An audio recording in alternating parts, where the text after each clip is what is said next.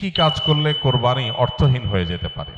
কোরবানি অর্থহীন হয়ে যাওয়ার জন্য সবচেয়ে বড় যেই কাজটি হতে পারে সেটা হলো লৌকিকতার কারণে বা আল্লাহর সন্তুষ্টি অর্জন ছাড়া অন্য কোনো কারণে যদি কোরবানি হয় তাহলে সেই কোরবানিটা অর্থহীন হয়ে যেতে পারে।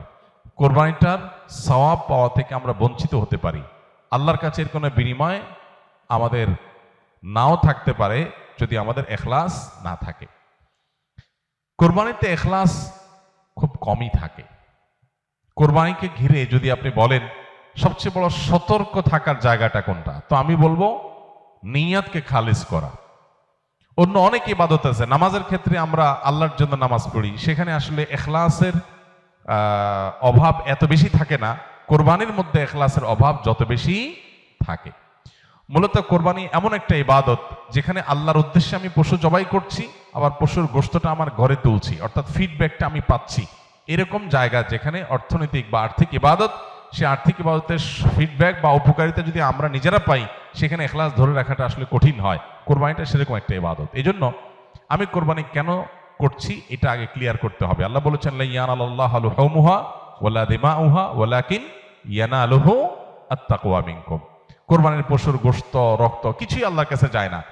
যেই চেতনা থেকে, যেই তাকওয়ার সুপ্ত চেতনা থেকে আমরা কোরবানি করি, সেটা আল্লাহর কাছে ঠিকই যায়। সো এখলাসটা এনশিওর করতে হবে, না হলে কোরবানি অর্থহীন হয়ে যেতে পারে। অনেকে আছেন প্রতি বছর কোরবানি করি, এবছর যদি না করি ছেলেমেয়েরা কার মুখের দিকে চেয়ে থাকবে।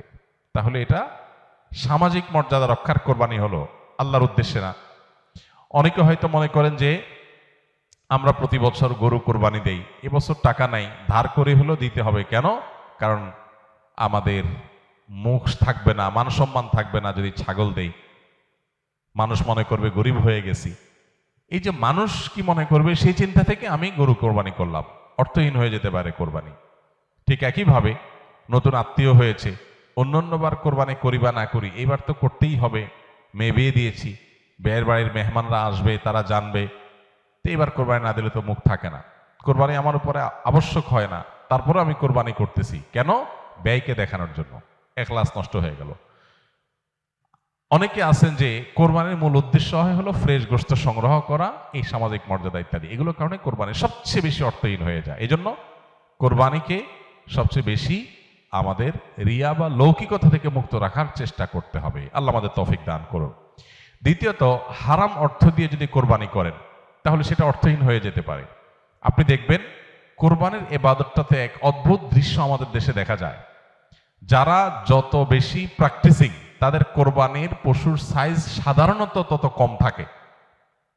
আর যারা যত বেশি নামাজ কালাম কম পড়ে, ইসলাম থেকে যত দূরে, তাদের কোরবানির পশুর সাইজ তুলনামূলকভাবে তত বড় হয়। অদ্ভুত না ব্যাপারটা? আপনি ঢাকা শহরে ঘুরে ঘুরে দেখবেন যে গুলশান, ধানমন্ডি, বনানী, বড়লোকদের এরিয়াগুলোতে এক একজনের গ্যারেজের ভিতরে আপনার বিভিন্ন নামের গরু, কালাচান, সুলতান, ধলাচান, লালচান, এক একটা গরু 3 লাখ, 4 লাখ, 5 লাখ, 7 লাখ, 10 লাখ টাকা দামের 2টা 3টা গরু। হয়তো অনেক এলাকা আছে যে একটা পাড়া মহল্লাতেও এত টাকা খরচ করে সবাই কোরবানি করার সুযোগ হয় না। যাই দেখেন ওই বাড়িতে যারা থাকে তাদের নামাজ নাই, কালাম নাই, ইবাদত নাই, বন্দেগী নাই, কোরবানির বেলায় মাশাআল্লাহ 4টা 5টা আছে, কারণ এটাতে বেটাগিরি জাহির করা যায়। আর যদি নির্বাচন সামনে থাকে তাহলে তো কোনো কথাই নেই। তাহলে এবার 10টা গরু, 20টা গরু, 30টা গরু। তো এগুলো বেশিরভাগ ক্ষেত্রে হারাম উপার্জন থেকে হয়, বিশেষ করে যাদের মধ্যে আল্লাহর ভয় না থাকে। তো হারাম উপার্জন থেকে যদি কোরবানির পশু করা হয়, জবাই করা হয়, বা ওই যে লৌকিকতার কারণে মানুষ দেখানোর জন্য, বাহবা পাওয়ার জন্য যদি কোরবানি হয়, তাহলে সেই কোরবানি কি হয়ে যাবে? অর্থহীন হয়ে যেতে পারে। তৃতীয়ত যে বিষয়টা আমাদের খেয়াল করা দরকার সেটা হলো কোরবানির পশুর জবাই করে তার গোশত খাওয়া আল্লাহ তাআলা আমাদের জন্য হালাল করেছেন, কিন্তু এর মানে এই না যে পশুর প্রতি কোনো অমানবিক আচরণ করা যাবে। পশুর প্রতি অমানবিক আচরণ করলেও কোরবানি অর্থহীন হয়ে যেতে পারে। এখন বলতে পারেন পশুর প্রতি কেউ কেউ অমানবিক আচরণ করে? উত্তর হলো হ্যাঁ, করে। কিভাবে করে? অনেকে আছেন পশু কিনে আনার পর যথাযথভাবে যত্ন আত্তি করে না, নিয়মতান্ত্রিক ভাবে খাওয়ায় না। কারণ জবাই করে ফেলবো, দরকার কি খাওয়ানোর? আপনি 1 সপ্তাহ আগে 5 দিন আগে বাজার থেকে পশু কিনে আনছেন, এটা ঠিক মতো খাওয়াইলেন না, যেখানে তার কষ্ট হয়, মশা টশা আছে যেখানে সেখানে তারে বেঁধে রাখলেন। মিনিমাম যত্ন আত্মি যতটুকু দরকার, পশু হলেও তার ভিতরে প্রাণ আছে, সে প্রাণী, সো প্রাণী হিসাবে তাকে যতটুকু যত্ন করা দরকার সেটা না করে জবাই তো করে ফেলবো, দরকার কি আর কেয়ার করা, তাকে আপনি অহেতুক কষ্ট দিলেন, তাহলে এটা আপনার কোরবানিকে অর্থহীন করতে পারে। নবী সাল্লাল্লাহু আলাইহি ওয়াসাল্লাম বলেছেন, ইন্নাল্লাহা কাতাবাল ইহসানা আলা কুল্লি শাই, আল্লাহ প্রত্যেকটা বস্তুর প্রতি ইহসান করা, অনুগ্রহ করাকে আবশ্যক করে দিয়েছেন, ফরজ করে দিয়েছেন। প্রতিটা বস্তুর প্রতি কি করতে হবে? ইহসান করতে হবে। এই ইহসানের মানসিকতা আমাদের যদি না থাকে, তাহলে পশুর প্রতি যদি আপনি ইহসান না করেন, তাহলে আল্লাহর কাছে জবাবদিহি করা লাগতে পারে। আমরা যারা পশু কিনে আনি, নিজেরা জবাই করি, জবাই করার সময় কিছু অমানবিক আচরণ হয়। যেমন দেখা যায় জবাই করার পর কসাইরা বিশেষ করে চাকু দিয়ে গলায় খোঁচায়। এই গলায় খোঁচানোর পরে, খোঁচানোর কারণে দেখা যায় যে স্বাভাবিকভাবে রক্ত প্রবাহ হয়ে, রক্ত বের হয়ে যে মৃত্যু হতো, সেটা না হয়ে একটা পশু মারা যাচ্ছে অনেক সময় স্পাইনাল কর্ডে আঘাত করার কারণে। তো এই যে খোঁচাখুচি করে পশু মারলেন, অনেক সময় পশু খাওয়াটা পর্যন্ত হারাম হয়ে যেতে পারে যদি এরকম খোঁচাখুচি হয়। এই জন্য জবাইয়ের পরে ছেড়ে দিতে হবে, তার প্রাণ বাইর হওয়ার জন্য স্বাভাবিকভাবে। খোঁচাখুচি করা যাবে না চাকু দিয়ে। অনেক সময় দেখা যায় কসাইরা পশুর এখনো পুরো প্রাণ বের হয় নাই, এখনো মারা যায় নাই, রগ কাটা শুরু করেছে, চামড়া ছেলা শুরু করে দিয়েছে, নাড়াচাড়া এখনো করছে, এটা অমানবিক। তার প্রাণটা বের হওয়ার জন্য অপেক্ষা করতে হবে। নবী সাল্লাল্লাহু আলাইহি ওয়াসাল্লাম পরিষ্কারভাবে বলেছেন, তোমরা চাকু ভালো করে ধার দিবে। কেন? কারণ ধার দিলে পশু তাড়াতাড়ি জবাই হয়ে যাবে, অহেতুক তাকে খোঁচাখুচি করে কষ্ট দেওয়া লাগবে না। আমরা দেখা যায় নিজেরা হয়তো পশুর প্রতি অনেকে যত্ন করি, মায়া করি, কিন্তু পশুটা যে আপনার বিক্রেতার কাছ থেকে আপনি কিনে এনেছেন, এই পশু প্রতি সে হয়তো কোনো অমানবিক কাজ করেছে, যদিও তার দায়টা আপনার উপর আসবে না, কিন্তু সামাজিকভাবে আমাদের সবার উপরে এই দায়টা চলে আসে। আমরা জানি পশু পরিবহন থেকে নিয়ে, পশু বাজারজাত করা থেকে নিয়ে জবে পর্যন্ত ধাপে ধাপে পশুর প্রতি চরম অমানবিক আচরণ এদেশে করা হয়। পরিবহনে হয়, আপনারা জানেন, একটা ট্রাকে ধরা যাক যে 15টা গরু উঠানো যাবে, সেখানে 20টা গরু উঠানো হলো, 5টা গরু বেশি উঠানো হলো, তাতে পড়তা বেশি হয়ে যায়, খরচ কম পড়ে, ব্যবসাটা একটু বেশি হয়ে যায়। কিন্তু 5টা গরু বেশি উঠানোর কারণে কি হয়? ওই পশু যেগুলোকে উঠানো হয়েছে সেগুলোকে এমন গাদাগাদি করে দাঁড় করানো হয় যে তাদের গায়ে, শরীরে রীতিমতো ঘা হয়ে যায়, এবং মাঝখান দিয়ে এমন ভাবে বাঁশ বেঁধে দেওয়া হয় যাতে কোনোভাবে বসতে না পারে।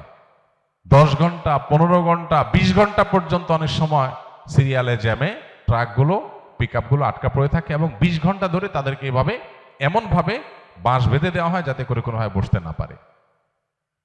ছাগল দোকানে আপনারা দেখবেন, ঢাকায় যে সমস্ত আপনার ছোট ছোট ছাগল বিক্রির জায়গাগুলো আছে, দোকানগুলো আছে, সেগুলোতে দেখবেন গলায় রশি বেঁধে এমনভাবে ঝুলায় রাখা হয় যে হয়তো 1-1.5 ফিট বা আরো কম রশি রাখা হয়, এবং যাতে কোনোভাবে ছাগল বসতে না পারে, কারণ বসলে তো ক্রেতা দেখতে পাবে না, ক্রেতা যাতে সাইজ দেখতে পারে সেজন্য তাকে দাঁড় করিয়ে রাখা হয়। সে দাঁড় করানোটা কখন থেকে নিয়ে, ওই যে সকাল 7টা বা 6টা ফজরের পর পর পশুর দোকান খোলে তখন থেকে নিয়ে একদম রাত 8টা-9টা পর্যন্ত, এই পুরো সময় 12 ঘন্টা, 14 ঘন্টা, 16 ঘন্টা আপনি এইভাবে ঝুলায় রাখতেছেন একটা জীবন্ত পশুকে। অমানবিক আচরণ। এরপরে বাজারজাতকরণের সময় আমরা জানি পেটের মধ্যে হাওয়া দিয়ে ফুলানো হয়, পানি অতিরিক্ত জোর করে জবরদস্তি পান করে তারপরে ফুলানো হয়, এগুলো সব অমানবিক আচরণ। এগুলো আমাদের কোরবানির যে আসল রূহ এবং প্রাণ সেটাকে নষ্ট করতে পারে। এগুলোর দায় অবশ্য কোরবানিকারীর উপর আসবে না, কিন্তু কোরবানিকারীর দায়িত্ব আছে এগুলোর ব্যাপারে সামাজিক সচেতনতায় সামিল হওয়া। সর্বশেষ যে পয়েন্টটা বলবো সেটা হলো, আমাদের কোরবানির পশুর যে বর্জ্য ময়লা আছে, এগুলো যদি পরিষ্কার করার দায়িত্ব কোরবানি কারক হিসাবে আমরা নিজের কাঁধে না নেই, আমাদের কোরবানিটা অর্থহীন হয়ে যেতে পারে। আমি কোরবানি করছি সওয়াবের জন্য, কিন্তু আমার কোরবানির কারণে যদি মানুষের কষ্ট হয়, সমাজের মানুষ বিপদে পড়ে, মানুষ অসুস্থ হয়, তাহলে সওয়াবের পরিবর্তে আমার কি হতে পারে? গুনাহ হতে পারে।